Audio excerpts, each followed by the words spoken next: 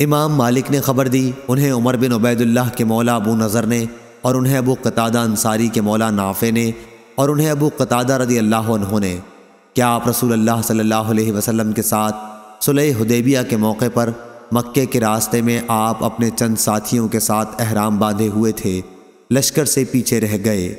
خود قتادہ رضی اللہ عنہ نے ابھی احرام نہیں باندھا تھا۔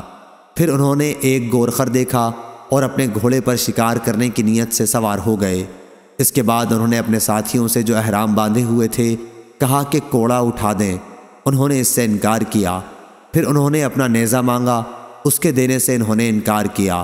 آخر انہوں نے خود اسے اٹھایا اور گورخر پر جھپٹ پڑے اور اسے مار لیا۔ نبی کریم صلی اللہ علیہ وسلم کے صحابہ میں سے بعض نے تو اس گورخر کا گوشت کھایا اور بعض نے اس کے کھانے سے احرام کے عذر کی بنا پر انکار کیا۔ پھر جب یہ رسول اللہ صلی اللہ علیہ وسلم کی خدمت میں پہنچے تو اس کے متعلق مسئلہ پوچھا۔ حضرت صلی اللہ علیہ وسلم نے فرمایا کہ یہ تو ایک کھانے کی چیز تھی جو اللہ تعالیٰ نے تمہیں عطا کی۔ اور زید بن اسلم سے روایت ہے کہ ان سے عطا بن یسار نے بیان کیا، اور ان سے ابو قتادہ رضی اللہ عنہ نے گورخر کے شکار سے متعلق ابو نضر ہی کی حدیث کی طرح، البتہ اس روایت میں یہ زائد ہے کہ نبی کریم صلی اللہ علیہ وسلم نے دریافت فرمایا، کیا اس کا کچھ بچا ہوا گوشت ابھی تمہارے پاس موجود ہے؟ صحیح بخاری حدیث نمبر 2914۔